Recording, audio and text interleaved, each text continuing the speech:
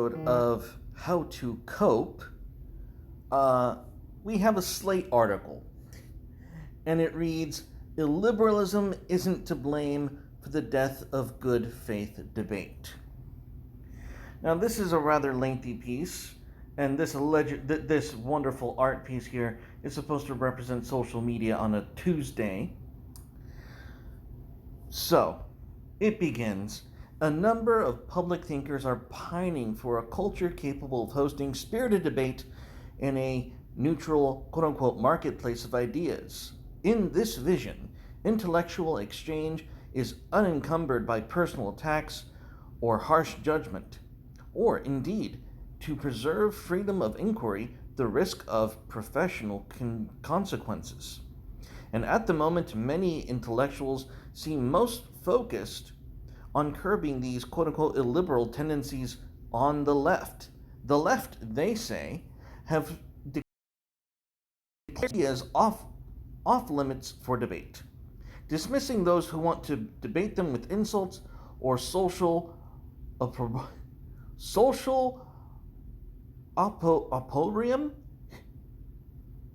Well, why not call it just exorcism or excommunication?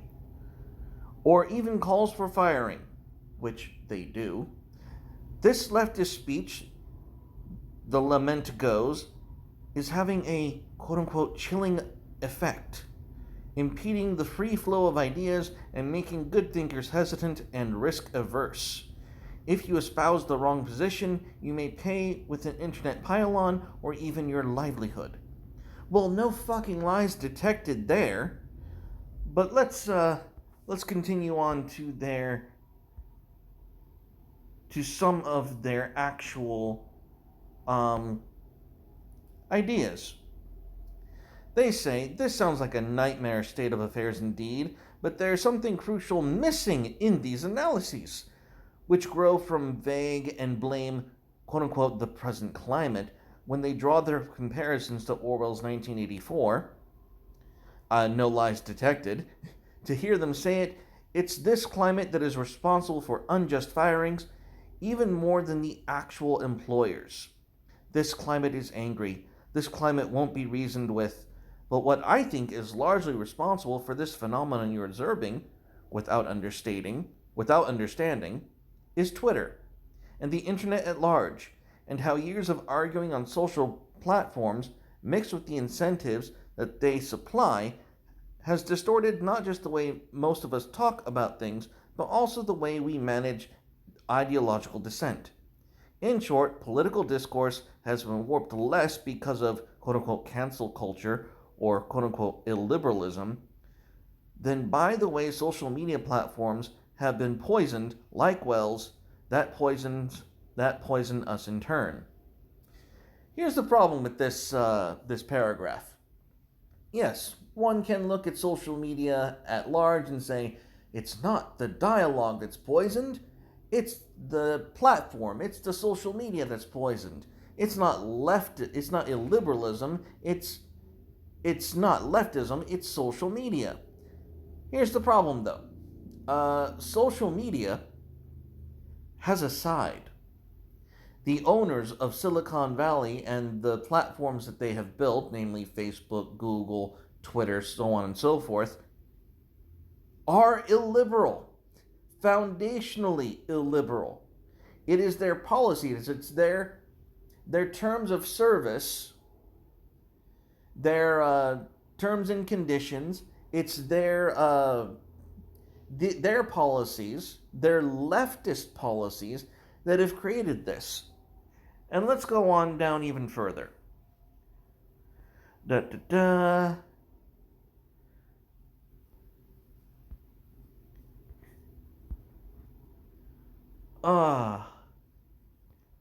Where is it? It's somewhere here. This is where they complain that rather than learn from these exchanges, people of all persuasions on Twitter mostly enjoy the style of whichever dunk we happen to agree with. This isn't universal, of course. One can try to engage in good faith, and some people do, but given that the reward for all that effort is likely to be mockery or contempt, one learns not to bother. Black on black crime, becomes a cue to sign off, or lob an insult, or quote tweet with a mocking meme. There are lots of things Twitter is good for, and building solidarity among people who agree, unless you're conservative, sometimes by starting movements, sometimes by ruthlessly dunking on a minority opinion, is one of them. That only works if you're a leftist.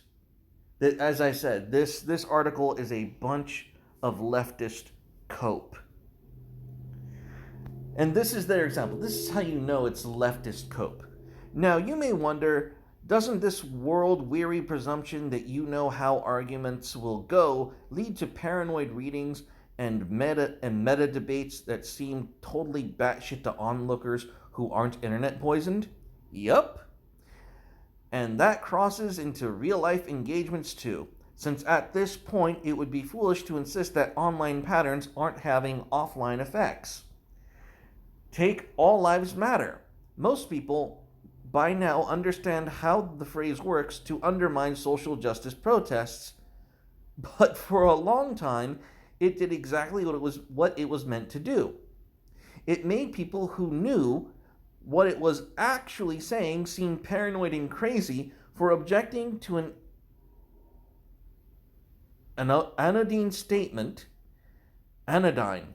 Is that anodyne statement? That seemed big-hearted and self-evident.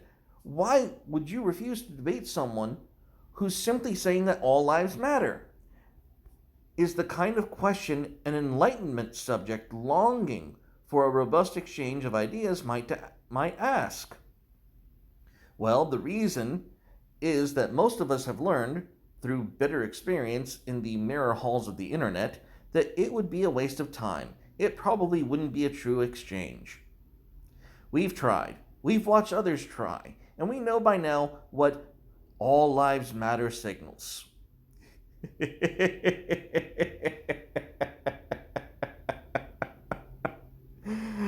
And that what it signals is orthogonal to what it says. Your fluency in this garbage means you take shortcuts. This is what really got me about this article. Maybe if you've been online a lot, you don't even bother to refute the text anymore. You leap to the subtext, which is that black people don't deserve public advocacy or concern despite being disproportionately abused and killed by police. This sounds like someone who has been BTFO'd on Twitter multiple times and still hasn't learned their goddamn lesson. So maybe you don't argue. Maybe you just call that position racist and call it a day.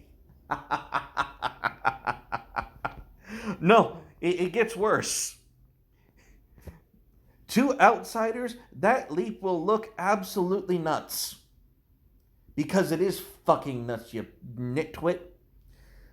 But that's the point of a certain kind of troll-poisoned political messaging, to make the other side look paranoid and unhinged. It's certainly what all the coded Nazi signals are for. The 14 words, the numbers, the OK hand sign that both is and isn't a white power sign. The boogaloo junk. Oh my god. They're all ways to divorce surface meaning from intentional subtext, and they work. Try explaining any of those to someone who isn't online. Convince them that Hawaiian shirts are the costume of choice for members of an extremist movement hoping to start a second civil war. Hawaiian shirts. Yes. Yes. And it's not just the Hawaiian shirts. It's also the other things that you have been trolled into sounding crazy about. Like, the milk emoji, for fuck's sake. Look, it is because of illiberalism and leftist doctrine, leftist dogma, that has turned social media into the cesspool of illiberal, of being an illiberal space where good faith debate cannot take place, because you are manifestly insane. You are so insane. And it's not just that you're insane, you are predictably insane, to the point that your opponents can twist you into pretzels and look crazy.